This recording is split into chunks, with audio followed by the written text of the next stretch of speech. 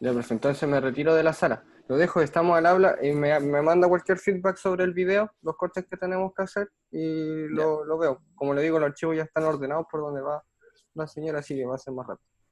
Vale, gracias. Vale, nos vemos.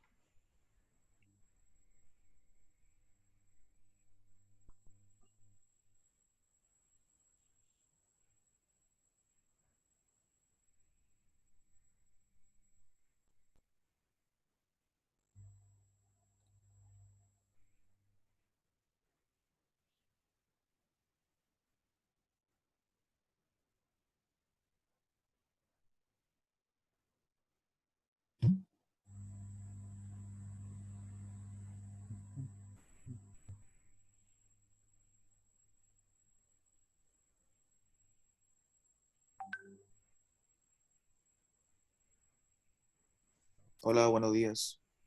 Hola.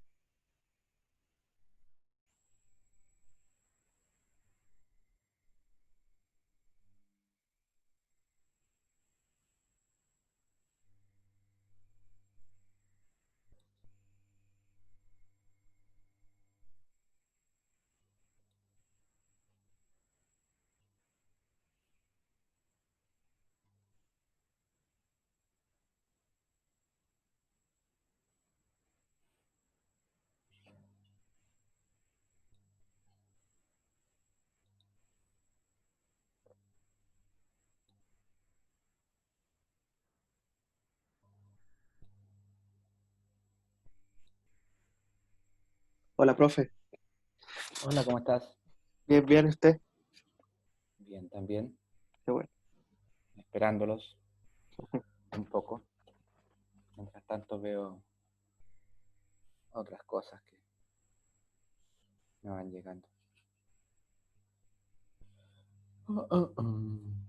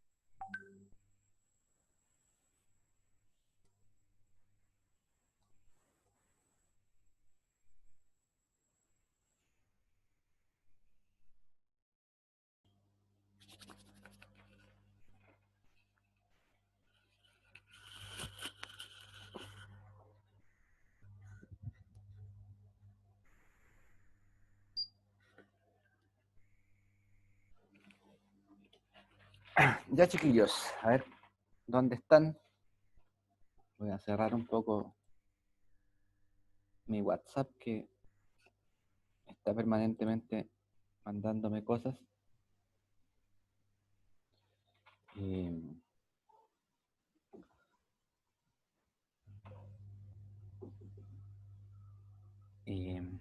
suena, me desconcentra. Muy bien. A ver. ¿Cuántos hay? 33. 33. La edad de Cristo. Y las del inglés. ¿Quién juega truco? No, yo no. ¿No hay nadie de Magallanes acá? ¿O de Chiloé? ¿O de Coyhaique?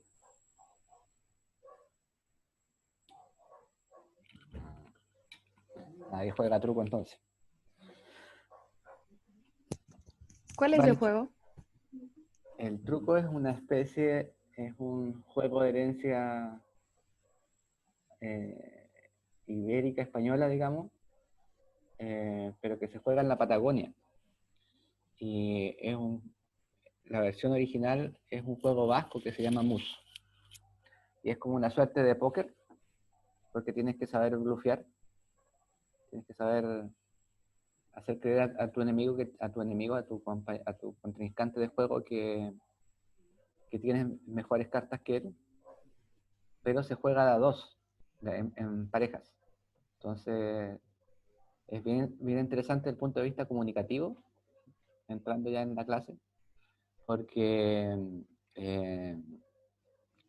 está este juego siempre de engañar al otro, hacerle creer que tú tienes mejores cartas o peores cartas, depende de cómo quieras jugar.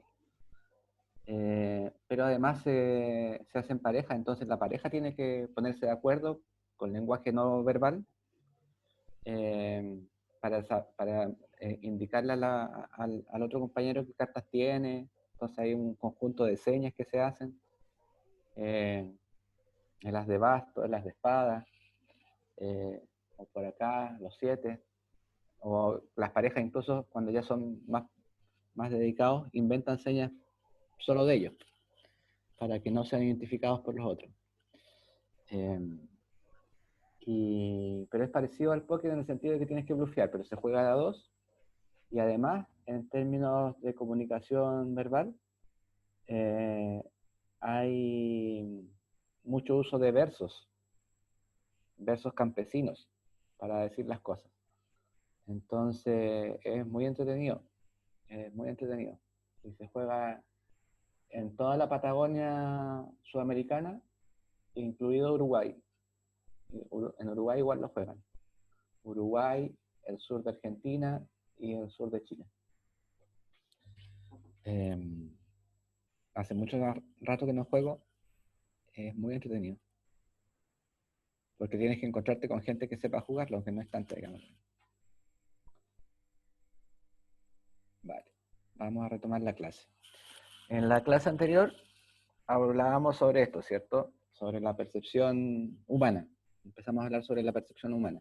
Hoy día vamos a terminar estos contenidos de percepción humana con estas diapos y el comienzo de las siguientes.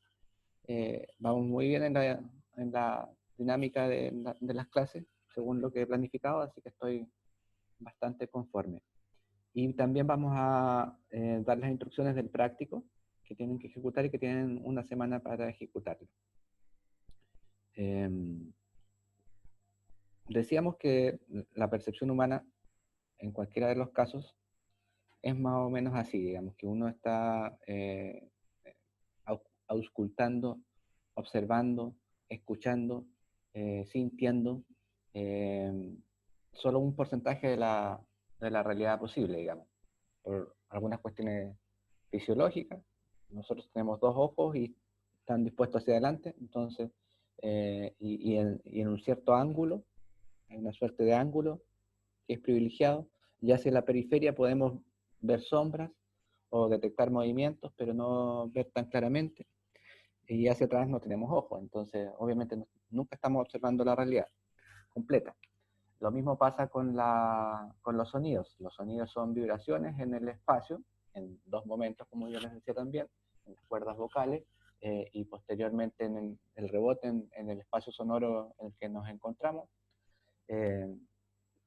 En algunos casos, además, una tercera situación que tiene que ver con la mediación técnica, como es este caso. O sea, yo estoy hablando, eh, eh, mi sonoridad es producto de mis cuerdas vocales, del rebote que se da en la sala en la que me encuentro, en el salón en el que me encuentro en casa, pero además está mediado tecnológicamente por este micrófono, que transmite la señal por internet. Entonces hay una tercera mediación que es distinta de la sala de clase. Y todo eso hace que la voz que ustedes escuchan eh, no sea exactamente seguro la misma que escucharían si estuviéramos conversando en vivo, digamos. Bien, y además están, pero todos esos factores que son propios del emisor o del fenómeno que se está observando, que se está percibiendo, el fenómeno que se está percibiendo, el concepto de percepción, recordemos eso, eh, es procesado por el cerebro de ustedes. Y el cerebro de ustedes, o sea, es captado por sus sensores, sus ojos, sus oídos, su piel, eh, y es procesado por su cerebro.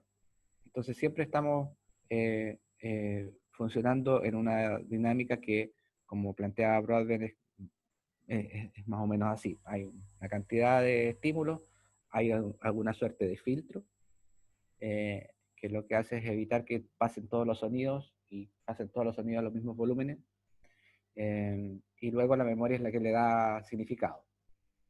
Rápidamente intenta detectar qué es, escucha por ejemplo un sonido de llaves moviéndose en la puerta, eh, pero luego le da un mayor significado. Luego dice, ese sonido de llave es porque hasta ahora llega mi papá a casa.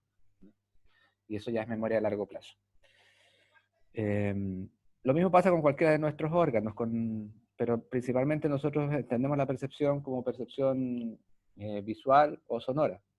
Pero también nuestro sistema áptico, nuestra piel, es un sensor. La temperatura es captada por la piel. Y la piel está permanentemente captando varios elementos del ambiente. La temperatura, la humedad, y básicamente por eso sentimos o no sentimos frío. Pero ya allí hay variaciones entre los sujetos. No todos somos no todos son tan friolentos. Y en una misma familia puede haber gente friolenta o gente que en realidad no lleve bien los cambios de temperatura, digamos. Entonces nuestros sensores procesan de forma distinta los estímulos. Y lo mismo pasa con la visión. Algunos de ustedes tendrán problemas de miopía, por ejemplo, y el procesamiento visual también tiene ciertas limitaciones, digamos, para algunos tipos de imágenes. Profe, ¿Sí? ¿y cómo podemos saber si nosotros lo que estamos viendo es realmente lo correcto? Porque usted dice que aquí la luz actúa como una codificación de información sobre la distribución de la materia y el espacio-tiempo, haciendo una representación de cada uno como vemos los objetos.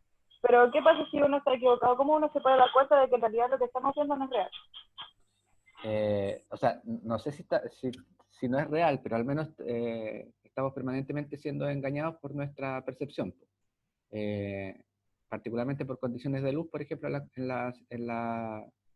el caso de la percepción visual. Pues si hay menos luz, tú puedes ver venir a alguien y pensar que es un amigo que tú conoces, y a medida que se acerca, dices, no, sabes que no era esta persona.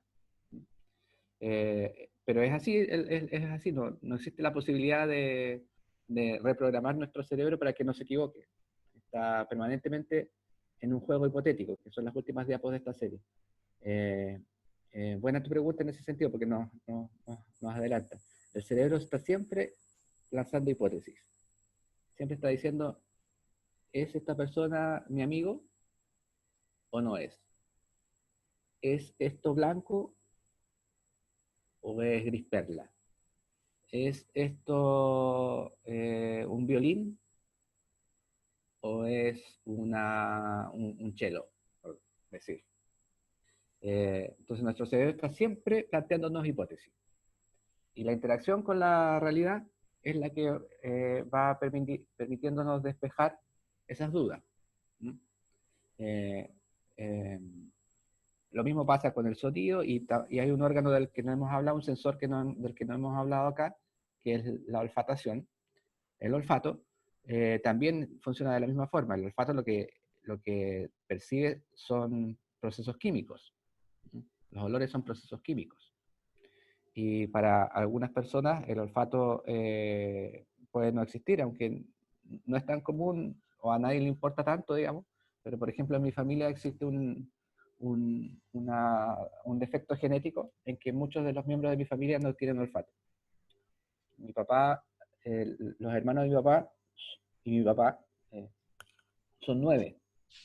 Y de los 9, 4 no tienen olfato. ¿Sí? Y yo pensaba que tenía un buen olfato, pero comparado con mi esposa, mi olfato es bien precario, digamos. Entonces seguramente yo heredé genéticamente algo de esa variación de los cárcamos, porque es de los cárcamos, no de los bulldog. Entonces hay cosas que son fisiológicas que también determinan la percepción. No es solo el cerebro, sino que condiciones fisiológicas. El cerebro siempre va a ser el que le da significado, pero hay algunas condiciones fisiológicas, la miopía, la sordera o variaciones de ese tipo que van a intervenir en los procesos perceptivos. Había un pueblo en Chile, me acuerdo, no sé dónde era específicamente, en donde muchos tenían el problema que no podían ver los colores. No sé si lo supo alguna vez. No, Que casi todos veían como el blanco y negro, pero no en la totalidad, porque igual podían distinguir algunas tonalidades. También hay Pero cosas tenían ese problema. que son aprendidas socioculturalmente. Por ejemplo, los que vivimos en Valdivia o en el sur de Chile, distinguimos más verdes que los que viven en Iquique. ¿Hay alguien de Iquique en esta sala? ¿O alguien de algún lugar desértico? Culturalmente, como tú te vas formando o estas interpretaciones, los colores son una interpretación, no son una realidad. Si jugáramos en términos físicos de las cosas. Profe, Los no colores sé son... ¿Sí? si sea como un tema de representación también, pero pasa mucho que en mi familia también tenemos como algo en la nariz que hace que nosotros sepamos si en la comida tiene la suficiente sal o no. Como que sabemos distinguir el olor como saber al cocinar, pues. Sin Y creo probarlo. que todos sacamos eso porque, sí, sin probarlo. Mi abuela Sara, mi mamá, mi abuela, yo, todos podemos saber si el pan tiene sal o no antes de sacarlo y probarlo. Claro. Y eso es lo que yo te decía, pues la olfatación lo que hace es decodificar químicos en el aire. Y al ponerte un plato de sopa, digamos, sobre la mesa, el que tiene buen olfato, o un enólogo, por ejemplo, ha desarrollado habilidades para afinar sus procesos olfativos y son capaces de saberlo todo, digamos. No dudo de que tu ejemplo sea así, digamos. Eh, Hay otro órgano, otro sensor que nosotros tenemos que es el gusto, en el paladar, digamos, o en la zona de la boca, digamos, todo tiene capacidad de sensar. La lengua tiene por distintas zonas, está como preparada eficientemente para captar el ácido, los salados, lo agrio. eh, entonces, ese sí que es un órgano bastante, si se piensa, eh, fino en la forma de trabajar, digamos. Están estudiadas las zonas de la lengua y a qué cosas es más sensible, digamos. Y también es un sensor. Lo que pasa es que en términos de comunicación, para nosotros no es un sensor relevante, digamos. Para nosotros los sensores relevantes siempre van a ser los sensores auditivos y los sensores visuales, digamos. Pero hay otras cosas que van sucediendo. Y lo que les planteaba antes, que, por ejemplo, así como nosotros vemos muchos verdes y los podemos identificar y le ponemos nombre, la gente del norte de Chile ve muchos colores de cafés y también lo sabe identificar. Entonces también hay un proceso que ese ya es más cognitivo, que es la interpretación de lo que tú ves, po. Y se va afinando en el transcurso del tiempo, no es algo con lo que tú naciste y quedó así, o que esté determinado porque tu miopía vaya avanzando solamente, que en algo determina la, la, las enfermedades a la visión, la percepción, seguro, pero también hay cosas que se van aprendiendo en el transcurso de la vida, digamos, y tiene que ver con la vida, con la vida cotidiana, y no necesariamente con lo que te enseñan en el colegio. En el colegio te enseñan los colores básicos, pero en realidad tú aprendes que hay muchos verdes interactuando con el mundo. Les mostraba estos juegos visuales como para explicar el proceso de percepción y cómo el cerebro es el que termina estableciendo la interpretación, y también cómo a veces se puede engañar el cerebro. Bueno, de esto un poco más hablado, de la representación del gusto y del sentido áptico del tacto, que no es necesariamente tocar, sino que nuestra piel es el órgano más grande, porque por cada una de las células de nuestra piel tenemos un sensor, o muchos sensores, y además interconectados, que nos permiten sensar el espacio. Treisman discutió discutió un poco el modelo de Broadbent, no en demasía, pero lo discutió, y planteó que efectivamente existía un almacén sensorial, pero no era un filtro tan duro el primero, sino que era una suerte de atenuador, ¿sí? Que pasaban varios estímulos, pero habían unos que pasaban más fuertes, y que el sistema perceptual seguía siendo de capacidad limitada, y que era la memoria de corto plazo la que daba el primer sentido, o sentido sin significado, digamos. En el ejemplo que yo les daba anteriormente de las llaves entrando en la puerta, antes de saber que una llave entrando en la puerta, lo que yo escuché fue un sonido, y ese sonido sin significado aún, que mi cerebro le dé significado, está en ese proceso de memoria de corto plazo. Cuando ya le doy significado, es la memoria a largo plazo. Y yo puedo reaccionar al sonido de la puerta sin distinguir de qué se trata, o si fuera un sonido alarmante, por ejemplo, o ya interpretando de qué se trata, y puedo acercarme a la puerta para saludar a la persona que viene entrando. Pero sigue siendo, en el caso de Treisman, su propuesta, que el filtro actúa antes del procesamiento consciente. La discusión aquí es cuándo actúa el filtro. Antes del procesamiento consciente, que es el procesamiento de la memoria, o con el procesamiento consciente, o después del procesamiento consciente. Deutsch y Deutsch se atreven a plantear que no es como decía Treisman y Broadbent, sino que el filtro no era un filtro, sino que era una suerte de selector, y esa selección se hacía en relación directa con las memorias, y era como una especie de ida y vuelta permanente. Si se fijan, el selector cambió y se acercó a la memoria, antes estaba acá, pero además estas flechitas son de doble sentido. Entonces, en un lapso de segundo, esta situación se está permanentemente retroalimentando para Deutsch y Deutsch.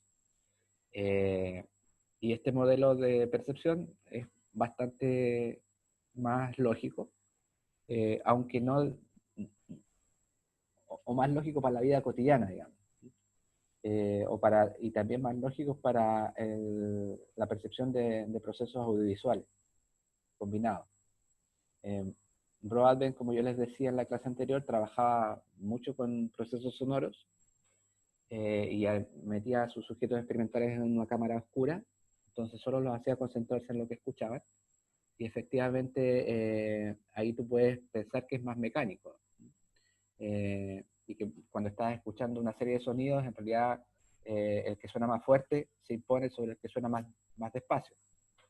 Pero en un proceso audiovisual en que estáis con los dos sonidos, los dos sentidos prendidos, digamos, a full, o con todos los sentidos prendidos a full, efectivamente la información que le llega al cerebro es mucha y el cerebro está permanentemente actuando en este sentido, con retroalimentaciones instantáneas o casi instantáneas, en fracciones de segundos o milisegundos. El cerebro es muy rápido. Entonces pueden haber situaciones en las que el filtro sea un filtro o un atenuador. En eso Treisman tenía mucha razón. No hay un filtro que...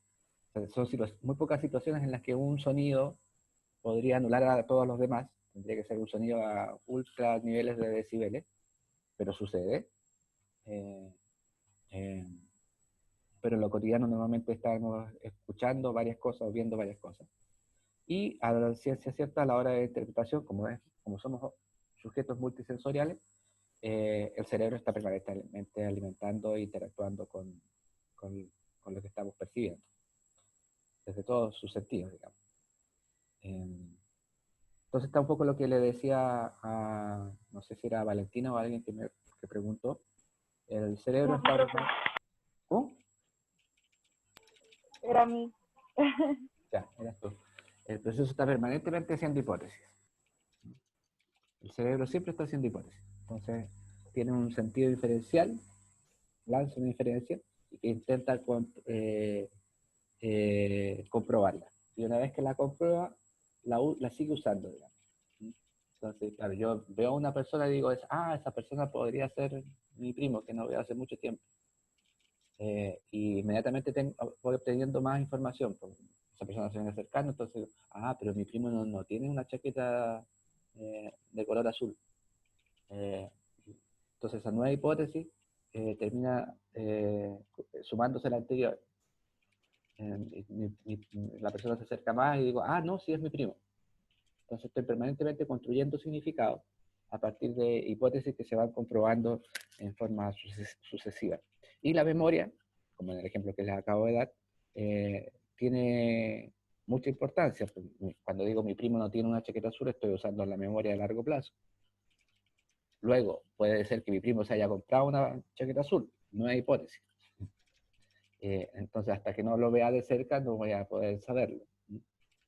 Y en ese sentido, es un proceso constructivo.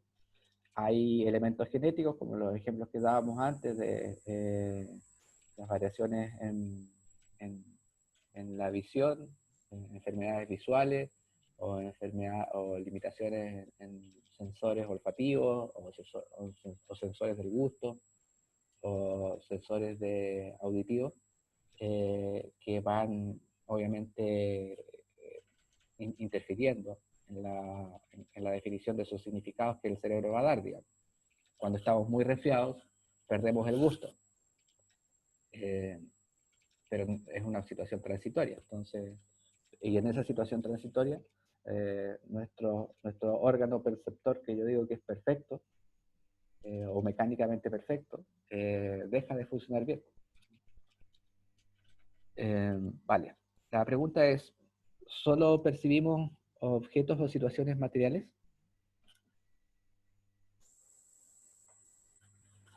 Yo creo que no. ¿Qué otras cosas podemos percibir? ¿Creen ustedes? O sea, yo creo en los malos presentimientos. Es una de las cosas, como de que uno crea que algo va a pasar o algo malo va a pasar es porque no ha pasado o no hemos sentido representado en algún momento cuando pasó algo malo así de la misma forma. Entonces yo creo que igual las emociones se pueden percibir o el mismo futuro que uno cree que es como algo que puede pasar de alguna otra forma, pero uno sabe que va a pasar así. Yo siento que es un presentimiento y se percibe. ¿Alguien más? ¿Actitudes? Ya, a ver, ¿cómo sería eso? Por ejemplo, a mí me pasa mucho de que sé cuando una persona me está mintiendo a la cara. Ya. ¿Por qué?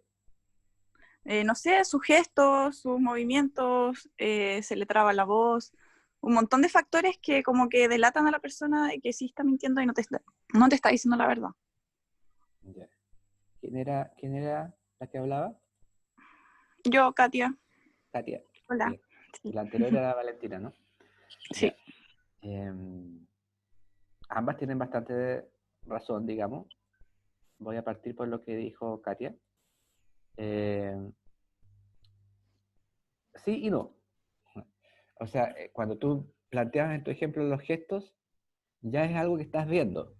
Ya es algo que tú puedes decir, tu cerebro se planteó la hipótesis de que esta persona me está mintiendo porque estoy observando gestos en su rostro o incluso en su actitud corporal eh, que me dan pistas o me permiten lanzar la hipótesis de que está mintiendo. Entonces, también esos elementos o esos estímulos fueron captados por tus sensores. En este caso, cuando decías la voz temblorosa, o que si es una persona que ya conoces y conoces su tono de voz regular, que cambia el tono de voz puede ser una pista importante para saber o que esta persona te está mintiendo o que a esta persona algo le pasa, digamos, porque la conoces. Entonces tu memoria también es la que refuerza eso. Y también es cierto que hay ciertos gestos que socialmente y culturalmente no es universal, digamos, pero culturalmente cierta gestualidad permite observar o sospechar acerca de la veracidad de lo que la persona está diciendo o no. Pero igual más allá de lo Eh, físico, igual como que uno lo siente, es como que tu intuición te lo dice y no sé, es muy raro. Y me ha sí, pasado con gente que no hay conozco una, igual, así que... claro, ahí empieza a ser más fino. Si normalmente eres buena decodificando a personas que no conoces, cambia la cosa, porque es muy distinto. Uno dice, no, no le puedo mentir a mi mamá. Las mamás nos cachan porque en realidad nos conocen mucho. Sí. Entonces pueden saber cuando mentimos o cuando tenemos pena sin que nosotros lo manifestemos, lo verbalicemos. Eh, pero cuando en realidad eres buena decodificando a la gente que no conoces, eh, hay una habilidad especial, digamos. No es, eh, no es esotérico, simplemente, efectivamente, eres más perceptiva Más o perceptiva, eso, sí, estás más atenta a muchos elementos de la situación que estás viviendo, sí, eso. y a muchos elementos muy finos. Eh, entonces, eso es lo que sucede, o esa es la explicación científica, digamos. Eh, en el caso de lo que decía Valentina, el ejemplo que planteaba ella, ¿cómo era, Valentina? Que uno puede percibir las cosas que van a pasar en un futuro, como las malas auras o los presentimientos malos que pueden pasar. Allí, en términos científicos, digamos, lo que sucede, también ahí pueden decir que hay procesos de predisposición, digamos. En el fondo, nosotros podemos andar con miedo y pensar que mañana me van a atropellar, o en estos tiempos de pandemia, muchos de nuestros familiares, ustedes o entre ustedes mismos, hay muchas diferencias entre lo que entendemos por el futuro eh, eh, y cómo lo enfrentamos, digamos. Yo tengo una hermana que no quiere salir de casa, ni siquiera una vez a la semana. Yo salgo de casa una vez a la semana a comprar pan. Eh, eh, Además tengo porque tomo conciencia de que no lo necesito. Llevo bien estar encerrado en casa, o más o menos bien estar encerrado en casa. Y además tengo genéticamente una predisposición al asma. Entonces, ¿para qué voy a andar? Eh, eh, pero tengo una hermana que no quiere salir de casa, no quiere salir de casa. Está bastante en pánica, por decirlo de una forma. Eh, eh, y eso tiene que ver con cómo tú sientes o cómo tu cerebro procesa y lo transforma en emociones la realidad que se está viviendo. Hay toda un área de esto, ¿eh? Hay un área que se llama percepción temporal de futuro u orientación de futuro en psicología, que lo que hace es analizar cómo los sujetos se plantean el futuro en función de la vida que vivieron y de la vida que están viviendo. las expectativas, los miedos, las esperanzas. Eso tiene que ver como con lo que uno tiene pensado en su mente, y el futuro va a ser lo que tiene en el presente. O sea, si tú en el presente estás pensando cosas negativas y cosas que no vas a realizar, o como persona no te sientes realizado, tu futuro va a ser eso. Por eso tienes que dejar esas cosas negativas, y yo creo que el futuro, más que alguien que lo adivine, es lo que uno está haciendo en el presente, ¿no? El futuro es hoy. Es más sano autodiagnosticarse y darse cuenta cuando uno está planteándose situaciones de futuro agobiantes, y tratar de dejarlas de lado, como decía Sebastián. Es lo más sano, digamos, en términos psicológicos. Pero es inevitable, porque si se fijan, todas las personas nos movemos por dos grandes fenómenos. O nos proyectamos como personas y en el tiempo. Por esperanzas o por miedos. Eso está súper estudiado en psicología. Entonces yo tengo la esperanza de terminar la carrera. Yo tengo el miedo de no terminarla. Yo tengo la esperanza de que voy a tener una buena vida familiar con mi pareja. Tengo el miedo a que eso no funcione. Y en función de esos dos polos nos vamos moviendo y tomamos decisiones, y muchas veces nos equivocamos demasiado, digamos. Pero ¿Vale? sí, es que según yo, si uno no se sitúa tanto como en los tiempos psicológicos de futuro o pasado, se puede centrar en el presente y como que no se condiciona a los tiempos de lo que pasó antes o lo que va a pasar después. O sea, lo que vivimos en el presente debería ser la principal determinante, pero no siempre es así, pues, y a veces no es tan explícito o tan fácil de decodificar. Pueden haber determinantes que tú hayas tenido o experiencias de la niñez que tú no seas consciente de ellas, que estén determinando cómo ves la vida en pareja, digamos. Y eso es muy común. Uno construye modelos en función de lo que vivió, y a veces lo que vivió no fue tan bueno, digamos. O lo que vivió tuvo... Yo creo que en eso está, porque las personas, no es que uno se olvide de todo, uno tiene ¿no? que rescatar las cosas más buenas, siempre lo bueno, Claro, pero claro. no, O no no identificarse con cosas mentalmente con negativas, las claro. cosas que pasaron. Cuando ustedes juegan y le dicen a un amigo o a una amiga, supéralo. Lo que están haciendo es proponerle el juego que le propondría un psiquiatra y que cobraría 50 lucas por eso, pero que en el fondo cada uno de nosotros debiera ser capaz de ser su propio psicólogo, su propio psiquiatra, digamos, y ser capaz de darse cuenta de las cosas que le han hecho bien y potenciarlas, y superar las que le han hecho mal. Ahora, el superarlas no es olvidarlas, el superarlas es entenderlas y ver cómo me afectan, y decidir dar el paso Cambiar. claro, de cambiar o de ser muy consciente de lo que sucedió, pero decir eso no me va a afectar. Profe, Dígame. o sea, igual como que volviendo un Por esto mismo, poco, un psiquiatra les cobra 50 o 60 lucas. Yo el año pasado volviendo fui un poco como al tema de si percibimos cosas que no son materiales, Sí, yo creo que sí, porque percibimos el significado de las palabras. Y por ejemplo. siendo la lengua una creación artificial que parte de axiomas biológicos, es bastante curioso porque la actividad racional es casi impensable sin el lenguaje y sin cierto tipo de palabras. Entonces Sí, percibimos ideas, por así decirlo, no en el sentido literal, y el significado de las palabras. claro. Lo que pasa es que lo último que tú decías, las palabras no están vacías. Tienen sentido en tanto tienen un significado, ¿cierto? Y las palabras portan ideas. Y esas ideas están arraigadas en nuestro cerebro, y en tanto vamos aprendiendo del mundo, esas ideas van a ir actuando más rápidamente en este proceso de interpretación y de juego de hipótesis.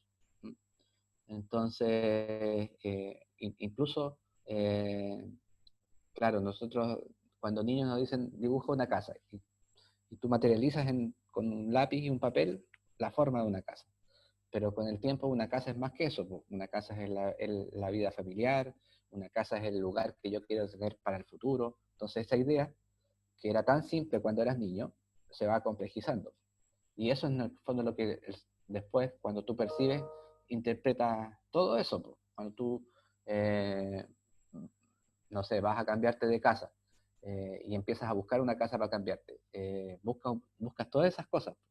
No solo buscas un espacio físico, buscas un espacio que te resulte familiar, donde te sientas bien.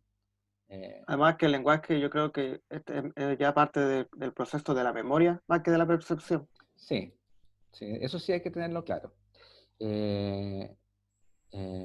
Alguien en el chat ponía, percibimos emociones.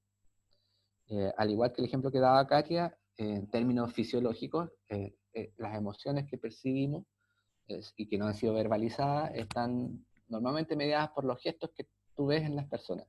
¿Mm? Y los gestos son manifestaciones, si se quiere, físicas. O sea, un movimiento de ceja es una expresión física. Es imposible desligarlo de la memoria. Por ejemplo, mi mamá era capaz de mover una ceja cuando se enojaba, solo una. Yo no lo sé hacer, pero solo una. Entonces ese gesto portaba todos los significados, como bien decía Cristóbal, y para mí era interpretación clara. Probablemente para no todo el mundo lo sea, digamos. Y no todo el mundo puede mover una ceja, además, solo una. Así que un poco estamos en este juego hipotético permanentemente basado en aspectos físicos, pero nuestra memoria es tan poderosa que está permanentemente aportando muchos detalles de los que prácticamente no somos conscientes. Estoy buscando la siguiente diapositiva.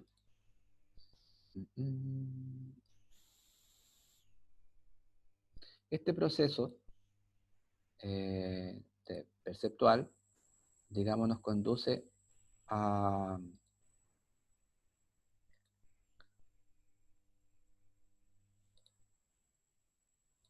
un segundo proceso humano muy, muy común, eh, eh, que es el proceso de aprendizaje. Estamos permanentemente aprendiendo, apoyados por nuestros sensores que nos entregan la información y nos permiten captar los datos, digamos, como si fuéramos un sensor computacional, captamos los datos y los vamos procesando. Y vamos aprendiendo de esos datos. Como en el ejemplo que yo les daba de la ceja de mi madre, digamos. Y vamos aprendiendo a anticiparnos a las emociones o a decodificar emociones más fácilmente. Y efectivamente entre nosotros hay gente que tiene una habilidad mayúscula para captar las emociones y otros que no tanto, digamos. Muchos de estos de estas situaciones se asocian a estereotipos de género. Las mujeres son más perceptivas, dice la cultura occidental, y los hombres no tanto. Pero esos estereotipos lo que han hecho es más bien que comprobarse científicamente, que poder darle una validez científica a eso, lo que han hecho es reforzar una situación cultural. A los hombres no nos debiera preocupar, eso nos dice la cultura, las emociones, porque los hombres no lloran. Entonces, a medida que vamos creciendo, vamos quitando la importancia a esas cosas. Y no es que seamos brutos de origen, por decirlo de una forma así, sino que la cultura también nos enseña. Estamos permanentemente aprendiendo de la cultura, de la vida cotidiana, de todo.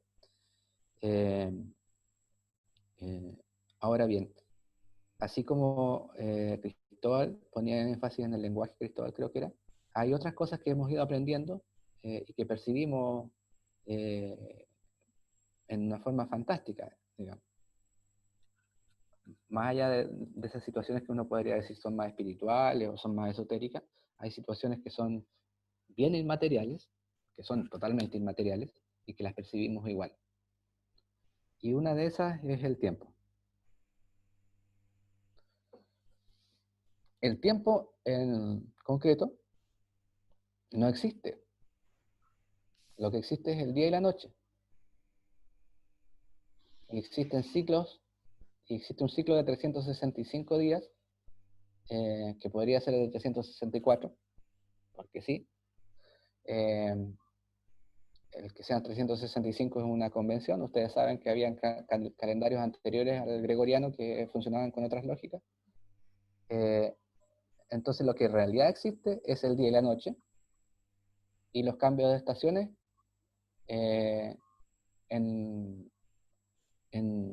que además son distintos en distintos lugares del mundo. Hay países que tienen solo una estación, países tropicales. En Chile sí nosotros tenemos estaciones marcadas, entonces podemos darnos cuenta de que hay cambios en la naturaleza que se van sucediendo fácilmente, digamos. Pero el tiempo es un constructo inmaterial que inventó el ser humano. ¿Ustedes a qué edad aprendieron a ver la hora? Todavía no sé. ¿Y saben verla en palitos?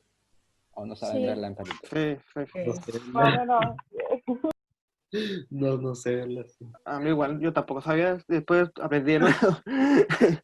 O sea, se me había olvidado, no sé por qué.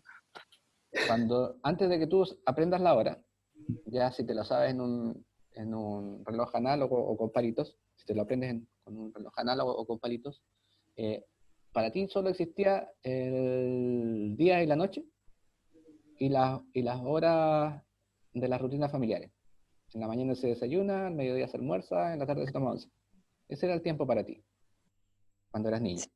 Para mí también. Pero hay un momento en que tú aprendes la hora.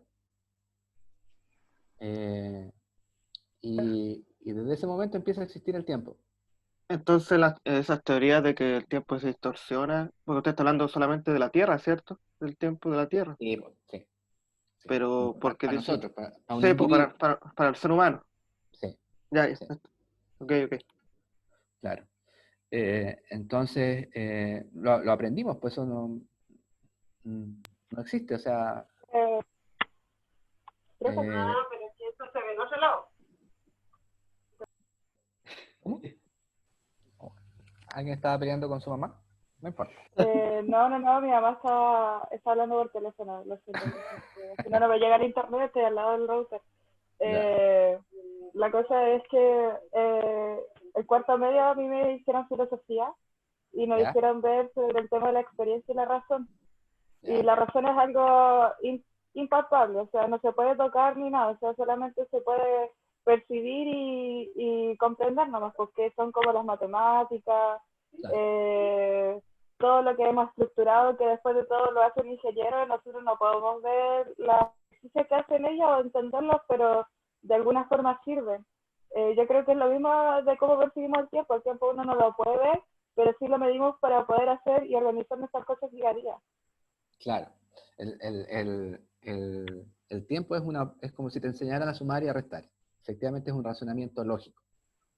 Sí. Que te lo enseñan, digamos.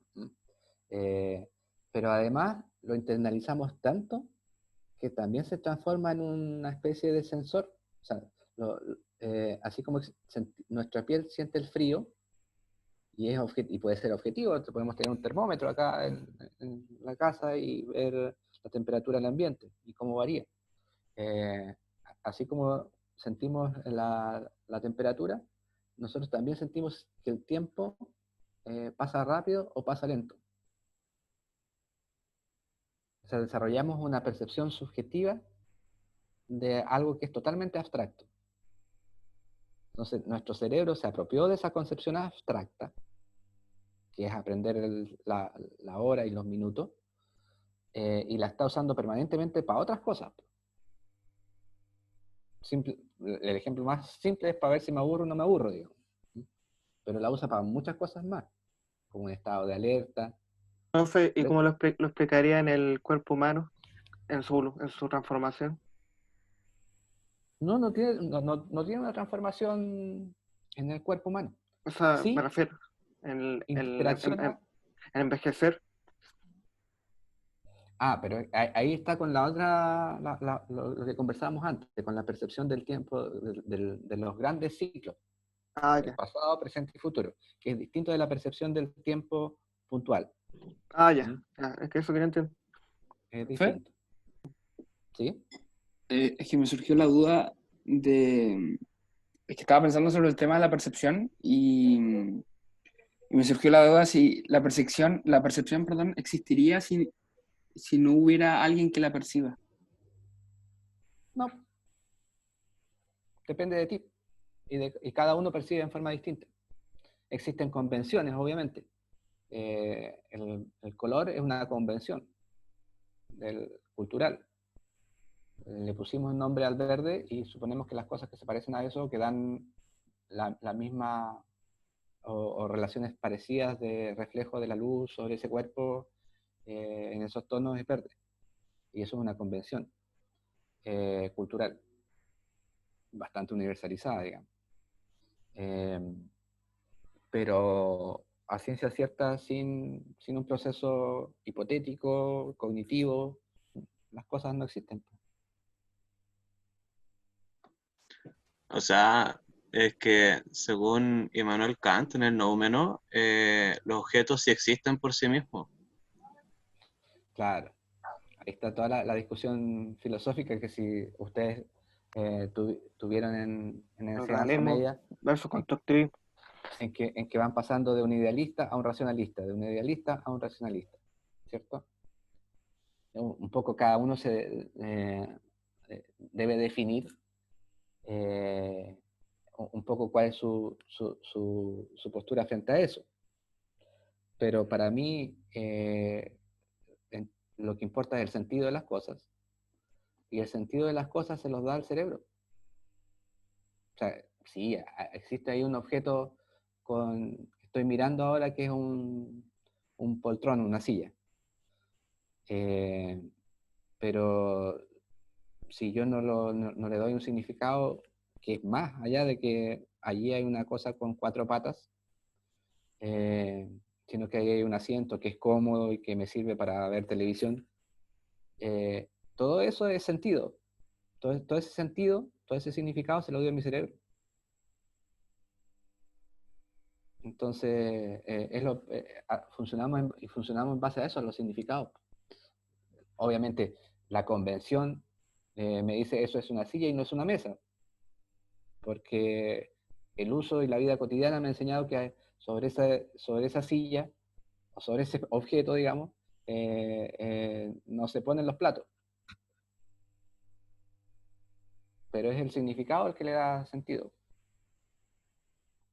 Y eso, bueno, se los planteo así. Este no es un curso de filosofía, pero particularmente es un curso de comunicación, y para la comunicación lo que manda son los significados. Entonces, yo soy súper cartesiano y racional, ¿ah? He hecho estudios de psicología y todo ese tipo de cosas, pero sigo siendo cartesiano, sigo siendo racional. De hecho, mis amigos dicen que yo soy el único humanista cartesiano de los pocos humanistas cartesianos que van quedando. Eh, Tampoco tengo problemas con observar cosas que parecen más espirituales o ponerlas en valor, para nada, digamos. Y creo que en mi vida he visto 2 veces aura, porque han sido situaciones muy puntuales en las que he visto algo similar a eso, digamos, que es algo como ver y sentir, digamos, como que tus ojos te dicen, mira, esa persona viene como envuelta en una suerte de vapor, y eso no lo ando viendo todos los días. Entonces la primera vez dije, va. Entonces yo creo que hay gente que puede ver cosas así, digamos. Ahora, ¿qué significado le das? Es tu cerebro el que le da significado. Eh, y como también culturalmente no estamos entrenados para ver auras, la cultura occidental no anda viendo auras. las culturas orientales andan viendo más cosas. Entonces también dejo ahí la duda, digamos, a mi propio racionalismo, digamos. En mi racionalismo no deberían existir esas cosas. Pero entiendo también que todos son constructos culturales.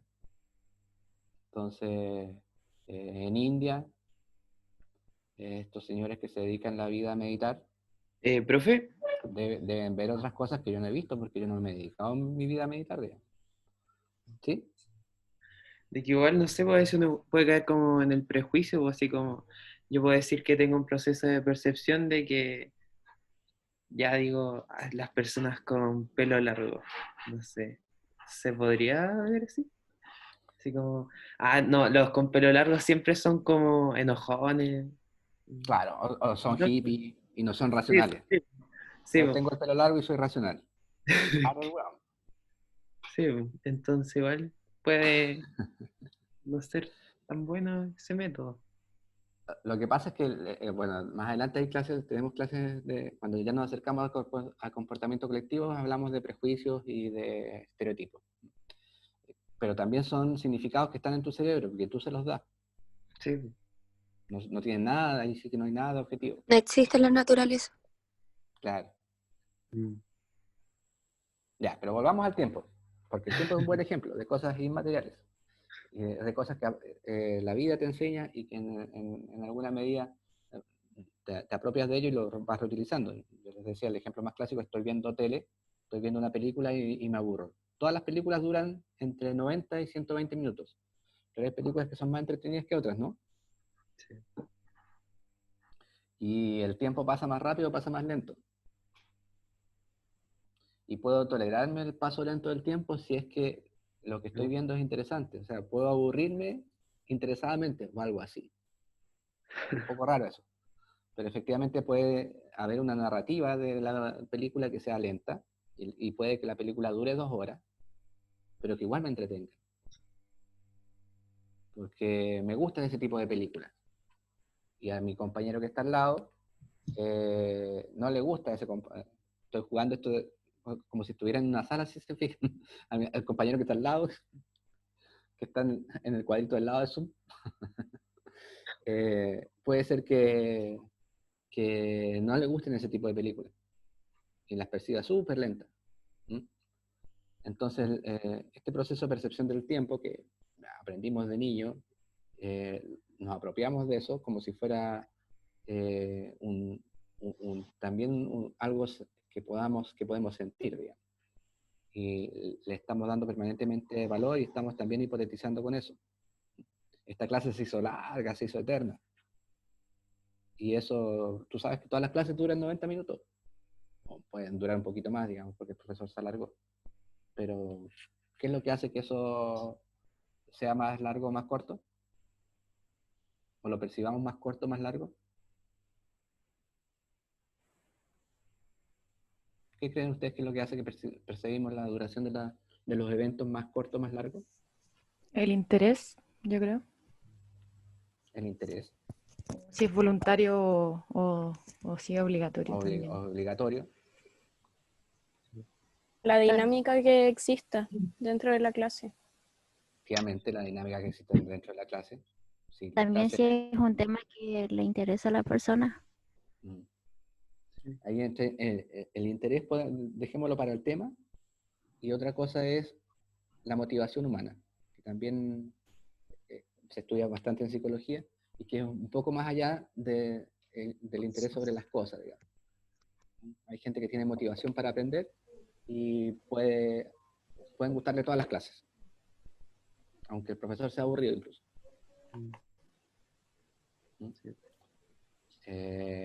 Pero el interés sobre las cosas que están sucediendo, sin duda que es un factor determinante. Y también desde el punto de vista de la comunicación, es determinante. La gente mira las noticias porque le interesan, o mira una película porque le interesa el contenido de esa película. Y eso va a determinar si se queda en la película o no. Incluso podría ser de un contenido que le interese, pero si la narración, un poco lo que decía, ¿quién es que habló justamente antes? No recuerdo. O sea, ¿Yo? ¿Sí? ¿Tu nombre? Priscila. La Priscila. Alguien dijo como la dinámica de la clase.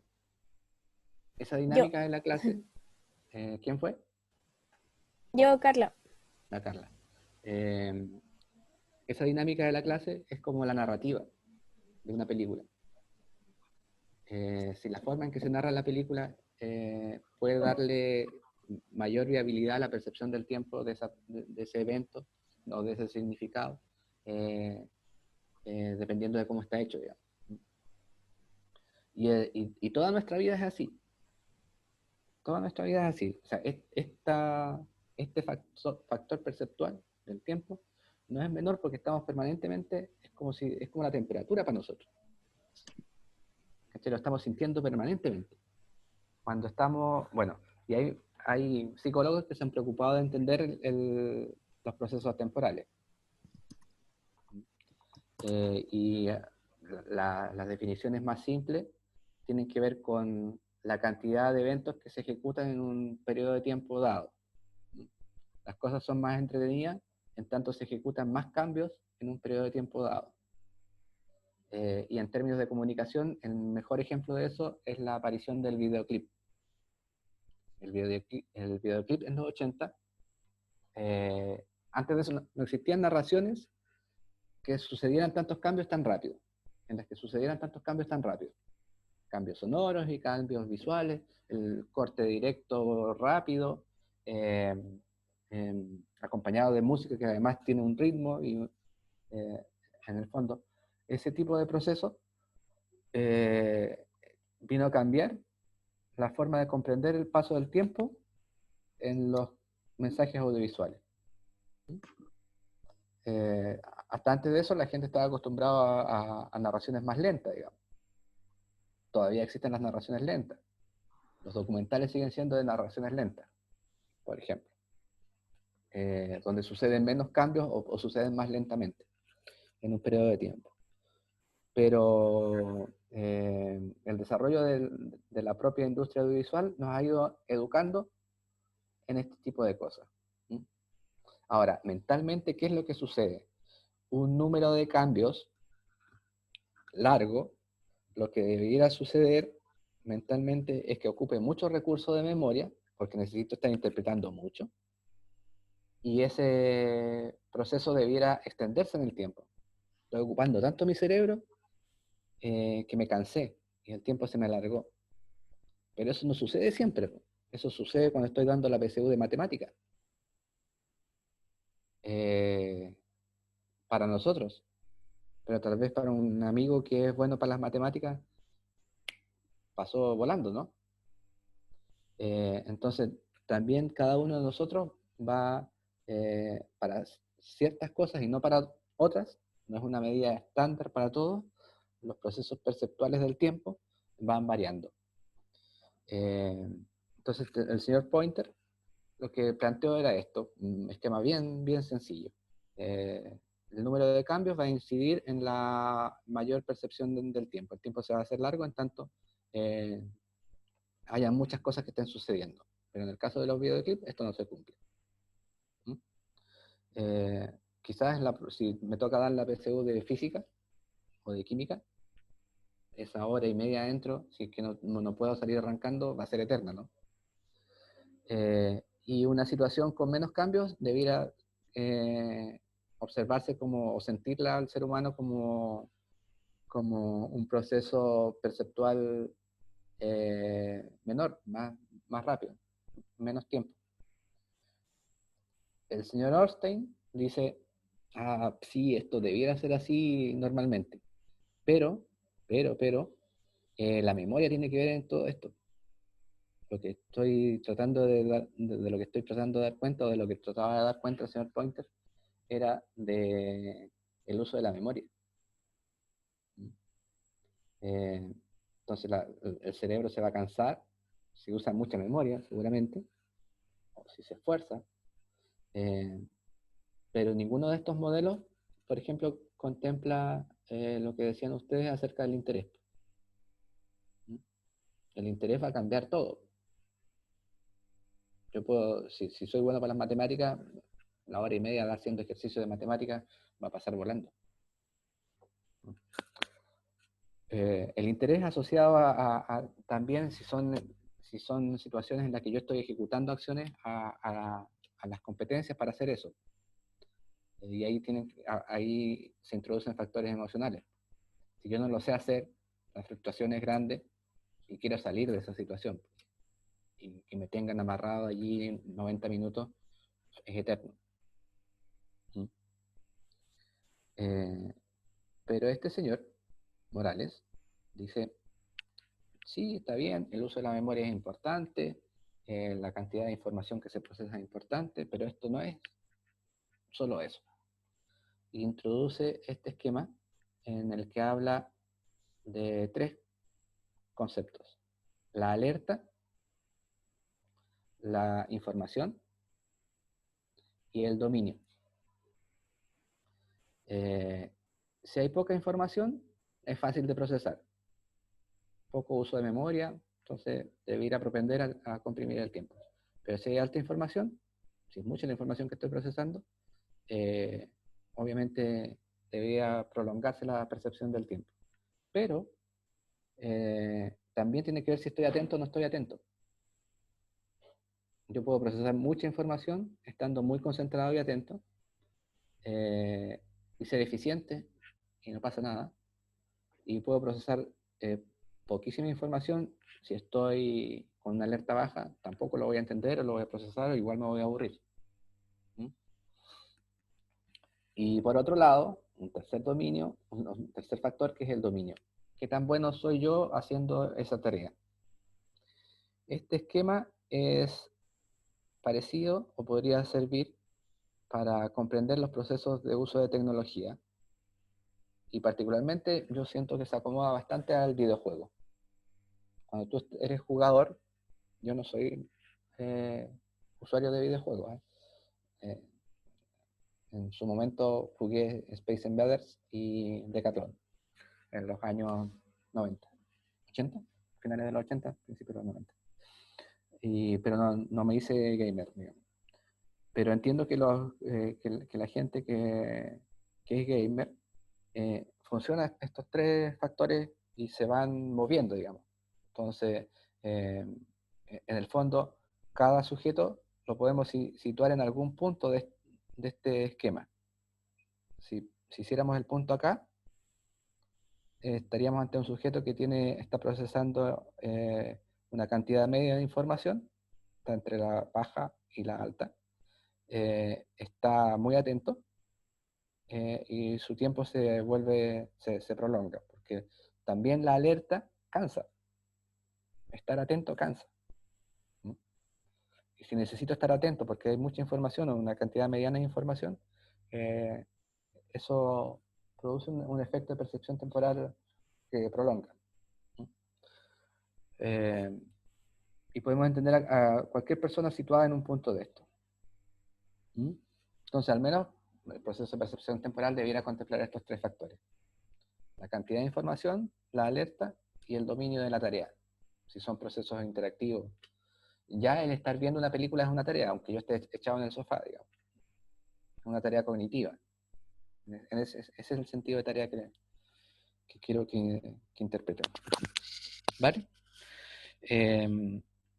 Ya, hasta aquí llega la clase de hoy. Ya el lunes vamos a hablar de aprendizaje. Y si se dan cuenta, hacia allá vamos avanzando. Esto de hablar del tiempo tiene que ver también con, bueno, es un proceso psicológico complejo, bastante subjetivo, pero también nos permite entender la importancia de la interacción social para comprender el mundo. Y es el sentido que le quiero dar a las clases de aprendizaje, no en un sentido de escolarización, digamos. Bien, entonces ahora lo que vamos a hacer es ver de qué se trata el práctico, ¿vale? ¿Tienen preguntas o comentarios que hacerme sobre lo último que vimos?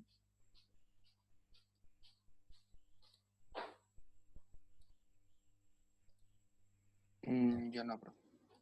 Vamos a desenganchar y vamos a ver el práctico. El práctico es bien entretenido, supongo.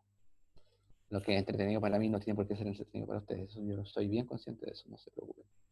Pero, a ver. Mm, mm, mm.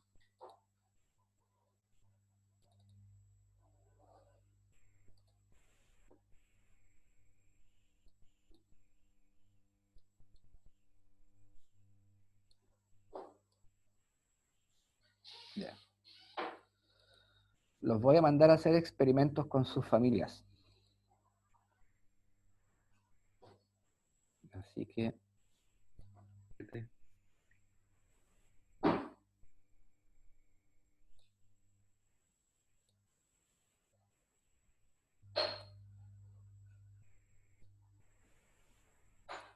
ya. El práctico se llama percepción e ilusión. ¿Vale? Es bien sencillo. Ustedes tienen que jugar con 2 miembros de su familia aproximadamente. Es un trabajo en grupo. En los informes son grupales, pero cada uno juega con su familia como puede, o como quiere, o cuanto quiere. Y lo que van a hacer es mostrarles esta diapositiva. ¿Qué es lo que ven ustedes allí? Nada. Aún no aparece nada, profe. Lo vemos usted, ¿no? Ah, ¿en Profe, serio? no está compartiendo pantalla. Ya, vale. Sí, no va a funcionar el experimento. Ya, ahora sí, ¿cierto? Sí. Sí. Ya. Vale. ¿Están todos mirando la pantalla? Sí. Sí, profe. Sí, profesor Cárcamo. ¿Qué es lo que ven ahí? Un hombre abrazando a un hombre. Fines. No, no sé. Ya. Bueno, lo que sea. Hay alguien que sabía el truco. Bueno, lo importante es que no le den pistas antes a sus familias cuando hagan el experimento. Y si alguien sabe el experimento, es un caso nulo, digamos. Tienen que buscar a otra persona. Si alguien conoce la figura. Pero esta es una figura clásica de percepción e ilusión, en la que se observa, o la mente humana, lo que hace es decirnos que allí hay una pareja. Hay una pareja abrazada. El resto es interpretación de tu cerebro, pero hay una pareja abrazada, ¿cierto? Ya. Pero es una ilusión porque esa es la primera imagen que llega al cerebro humano. Pero si tú te concentras empiezas a ver otras cosas. ¿Qué más hay? Delfines. Hay unos delfines. Hay unos delfines, ¿cierto? Entonces lo normal es que la gente le diga, hay una pareja. Ya, tú le dices, ¿pero estás seguro que hay una pareja? Sí, hay una pareja. A ver, ¿habrá algo más? Y la gente te va a decir, ah, mira, hay un delfín. Ya, entonces luego de eso tú le preguntas, ¿cuántos delfines ves? Le haces una serie de preguntas. Primero, ¿qué observaste en la imagen? Se la muestras y se la escondes, no se la dejes. Así como yo hice el ejercicio. Para que te digan la primera impresión. Y lo normal es que te digan, vi una pareja. Y luego se la vuelves a mostrar. Y le pides que por favor se concentre y que tome atención a la imagen. Sin decirle que trate de ver más cosas. ¿Profe? Solo decirle que tome más atención y que mire la imagen nuevamente. ¿Sí? ¿Y qué pasa si de primera no ve a la pareja y ve otra cosa? Es un caso experimental y lo tendrás que anotar. Ya, ok. Si él te puede decir, veo mancha, veo un asesinato. Profe, ni yo veo los delfines. Ya. Entonces le muestras la imagen y esa persona te va a decir qué es lo que ve primero. Y tú anotas. Esta persona vio una pareja. Esta persona vio una mancha de sangre. Esta persona vio una imagen de la Vía Láctea. ¿Mm? Le pides nuevamente que vea la imagen y le pides que tome mayor atención en la imagen. No le digas que vea más cosas en la imagen, sino que solo que le ponga mayor atención a la imagen. Y ahí tratas de evaluar con tu celular o con un reloj ¿cuánto tiempo tardó en descubrir los delfines? ¿Mm? Si llegara a suceder que no los descubre, vuelves a decirle, ahí sí le das pista, digamos. Si después de 2 minutos no ve los delfines, le vuelves a decir, no hay nada más en la imagen. ¿Observas algún otro objeto o animal en la imagen? No le digas nunca, ves delfines. La idea sería que los vea solos. Necesitamos observar cómo funciona la mente humana de él, no la tuya, digamos. ¿Mm? Y luego les pide que cuenten los delfines, que también va a ser relativo, porque no es tan fácil distinguirlos. Se dan variaciones entre quienes contamos delfines en esta imagen. Algunos te podrán decir 7, otros podrán ver ¿Son solo 10? 3. Ah, no, son 9. Lo normal es que vean 3, mínimo. Estos Yo veo de acá 7. arriba están claritos, ¿cierto? 3, 4, 5, 6, 7, 8. Aquí está la cola de un delfín, pero no, alguien te puede decir, no, aquí no hay un delfín. No sé, o por lo menos no se ve la otra parte. Entonces, Profe, alguien te puede decir que ve 11 delfines y no 9, y ese ya tiene pensamiento Profe. mágico. Dime. ¿qué hago si la única persona en mi casa aparte de mí es mi mamá y ya está viendo la imagen acá al lado mío? Muéstrasela a alguien por computador. Haz el experimento por computador. Ya, gracias, profe. Pero sí, puede suceder eso. Entonces, y además, bueno, el trabajo es en grupo. Entonces, los que viven con pocas personas pueden pedirle a las personas que viven con más gente que tomen más datos por ello. Y después lo compensarán con algo, digamos, en un siguiente práctico. Ya, entonces decíamos cuántos delfines contaste. Esto no lo podrías hacer si lo estás haciendo por computador.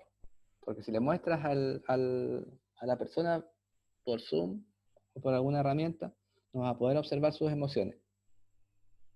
Pero en ese caso dejas el dato en blanco, no va a estar malo el trabajo porque no observen las emociones, es lo más difícil, digamos. Pero en la medida en que sean notorias, si la gente se avergüenza, o si la gente se alegra, eso lo anotas.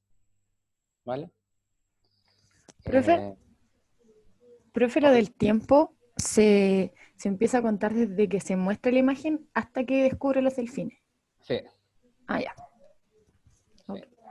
Va a ser una medida relativa porque no en todos los casos se puede mantener el mismo rigor del experimento, pero para el ejercicio sirve, digamos. En una situación experimental eso tendría que ser súper controlado y solo debería haber un sujeto, un experimentador, que siempre haga las cosas de la misma forma. En este caso es una tarea, no es un experimento propiamente tal, pero así son los experimentos. Entonces, claro, va a haber variaciones entre cómo lo hace César, cómo lo hace Lucas o cómo lo hace Valentina.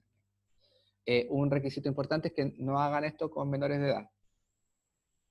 Porque no quiero que sus familias se enojen conmigo, digamos.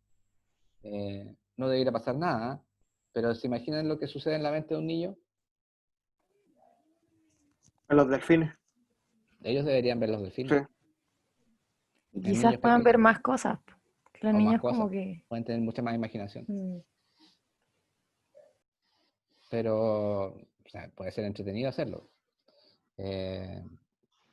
Pero yo respeto mucho las creencias de las familias, entonces si en tu casa no te dejan jugar con tu hermano chico a esto porque va a crearle un condicionamiento sexualizado de la vida, no lo hagas.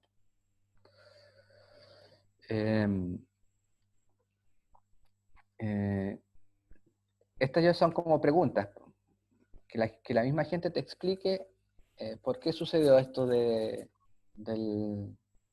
ver primero una pareja y después ver delfines. ¿Mm? Y anotas. Y la pregunta de fondo es ver si para todas las personas es igual, porque sabemos que no va a ser igual. Pero poder ver entre todos los datos ciertos patrones. ¿Mm? Entonces, el trabajo se hace en equipos de 4. Ustedes se conforman libremente en equipos de 4 y tienen que hacer el experimento con un mínimo de 8 sujetos. Si en una casa estoy solo con mi mamá y mi mamá ya vio el experimento, pueden hacer los datos online, pero también puede ser que un compañero de equipo haga más datos. Lo que a mí me interesa es que haya un mínimo de 8 datos, para que puedan observar en alguna medida, son poquitos datos todavía, pero puedan observar regularidades o variaciones. Y acá hay un ejemplo de la tablita para ir llenando, pero esto lo pueden hacer en forma lineal en un cuaderno, digamos, ¿no? O en una hoja de oficio, digamos. No tiene por qué ser de esta forma. Y aquí, en el fondo, lo que yo ponía es cada pregunta por cada sujeto. No eran 8, sino que eran 6. Entonces, le hacían la pregunta 1, que era ¿qué imagen observaste? Y la respuesta yo la anotaba en este cuadrito. Y la respuesta en este cuadrito. Y así sucesivamente. Entonces después voy a poder comparar. Pueden hacerlo en forma lineal, pero en algún momento van a tener que hacer una tabla para poder observar las regularidades. Bien. El resultado de esto debe ser un pequeño informe, muy pequeño, en el que se redactará una breve introducción de 200 palabras. En esa introducción ustedes explicarán cuál es el sentido de hacer esto. El sentido de observar procesos de ilusión y percepción. No hay más allá, no hay mayor misterio que eso. Y cómo lo van a hacer. En el fondo explicar para qué se hace y cómo es más o menos el procedimiento, que es lo que les he explicado hasta aquí. En la segunda parte se va a incorporar una tabla, como la que tienen acá al lado, con los resultados de los 8 casos. Y luego se redactarán algo así como resultados o conclusiones en base a la observación de la tabla. ¿Este test va a ser anónimo o se necesita poner los nombres de las personas que anónimo. hicieron el test? Anónimo. Bien. Y lo que yo voy a querer simplemente son los resultados. ¿Se entiende? No voy a querer el detalle de cómo fue con cada quien, sino que voy a querer una introducción que explique qué es lo que hicieron y para qué se hizo. Y la tablita de datos con el resumen de los datos observados y un párrafo de 300 palabras, pueden ser hasta 3 párrafos, no va más allá que eso. En el que traten de hacer observaciones sobre los datos que recabaron. El informe requiere de una portada en el que pueden diseñar libremente, digamos, pero en la cual tiene que estar el nombre de los integrantes del grupo para que yo pueda saber a quién le pongo la nota. Los márgenes del documento son 3x3x3x3 y el documento no debe exceder de 3 páginas. Puede hacerse entre 2 y 3 páginas si se imaginan. En una pongo la introducción y la tablita y en la segunda pongo las conclusiones, más la portada, tercera página. Pero no puede ser más largo que eso, digamos, porque le estoy pidiendo un ejercicio breve. Tienen una semana para hacerlo y en esta semana ustedes conforman el grupo y levantan los datos. Lo más aconsejable es que esta tablita que está acá la compartan en un documento, hagan una similar, digamos, la compartan en un documento de Drive y cada quien la vaya llenando. Para no tener que estar enviándose unos primero el documento y otros después. Ustedes son más hábiles para ese tipo de cosas a esta altura del partido. Así que pueden resolverlo. O cada quien toma los datos y el día sábado alguien los arma todos en una tabla, digamos. Ahí ustedes definan el modo de operar, digamos. ¿Mm? Y me lo envían al correo electrónico, este informe de 3 páginas. Máximo 3 páginas, puede ser 2 o 3. Y esto va a tener una evaluación, porque no es una evaluación para nada punitiva. Ya ejecutándola, aquí no hay, no puede estar mala la tarea, si se fijan. Si la hacen, no puede estar mala. Si la hacen, está buena. Solo que puede estar más o menos detallada. Entonces, normalmente en estos tipos de prácticos, entregar la tarea ya va a tener un valor entre 4 y 5, y el nivel de prolijidad con que se hace la tarea es el que da la variación entre 5 y 7, digamos. Y ahí siempre, como buenos estudiantes de periodismo, uno espera que ellos que hagan un buen ejercicio de redacción, que redacten claramente, sin faltas de ortografía, y que el trabajo esté completo y ordenadito, ojalá. Así que ese es el práctico. ¿Se entiende bien? ¿Alguien tiene dudas? No, profe. Aquí hay, esto puede servirles igual, digamos. Si estuvieran tomando los datos lineales, pueden ordenarse por esta secuencia de preguntas. Esto es como una especie de guión del experimento. Es como tienen que administrar las preguntas. Las preguntas tienen que administrarse en ese orden para que tenga sentido para todos. Vale. Bueno, ese es el práctico de la semana. Y que nos permite reflexionar acerca de los Profe, procesos perceptuales y la cognición. ¿Sí?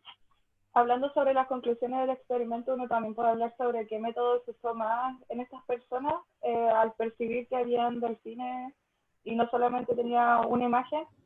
Claro. O sea, hay que también llevar temas o tópicos de la clase que vimos hoy y la clase pasada.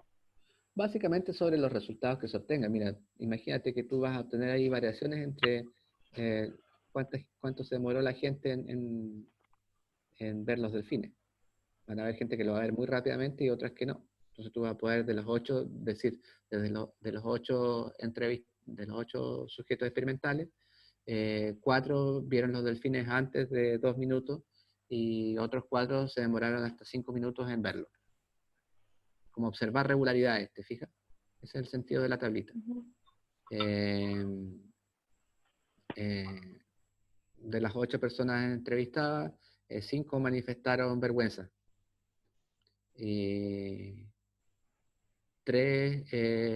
A 3 personas les pareció interesante.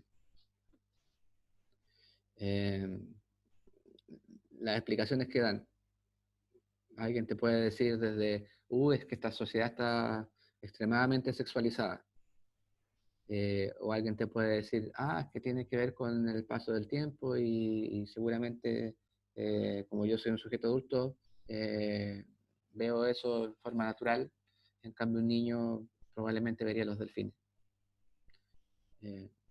Entonces, vas a tener varias cosas sobre las cuales tú vas a poder concluir de la tabla.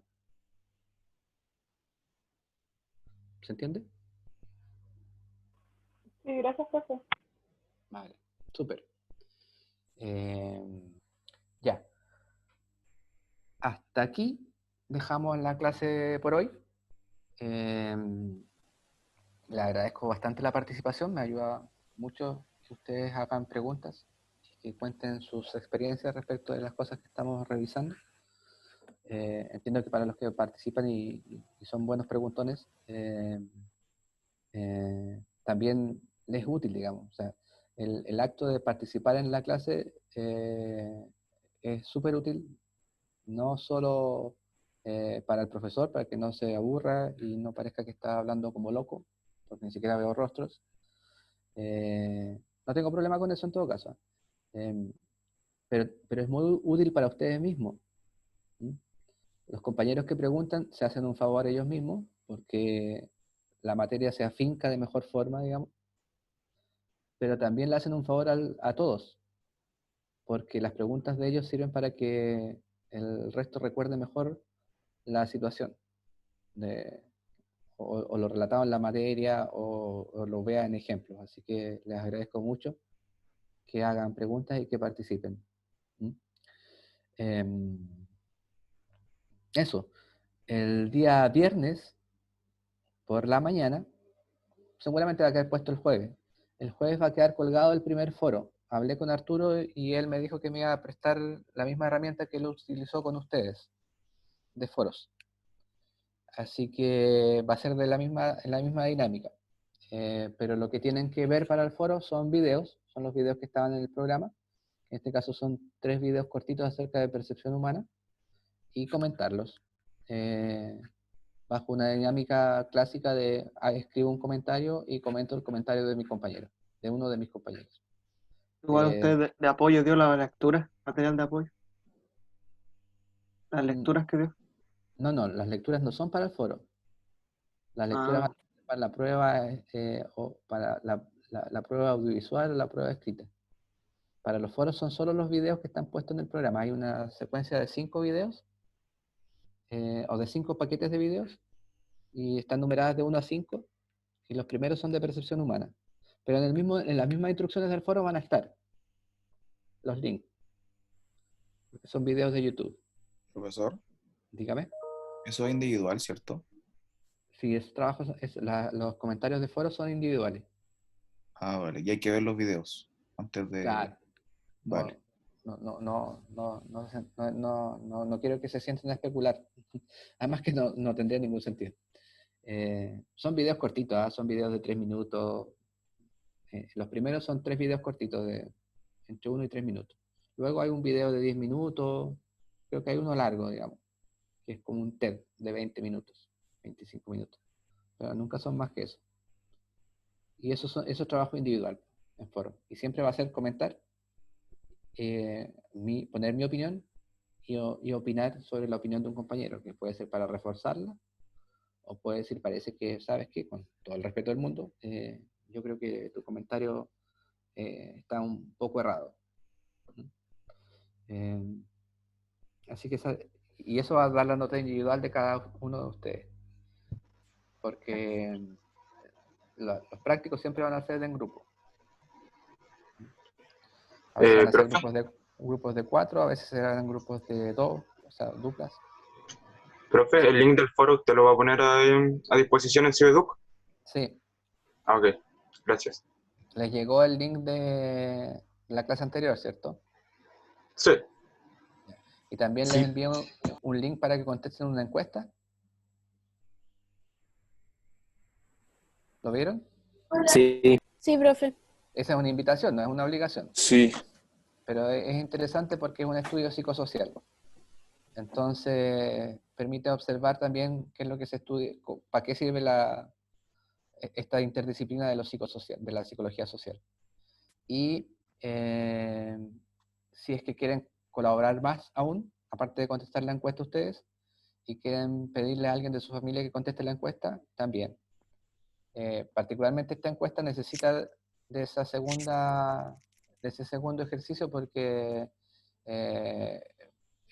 aun cuando la estamos haciendo correr también por WhatsApp, es probable que tengamos pocos datos de tercera edad.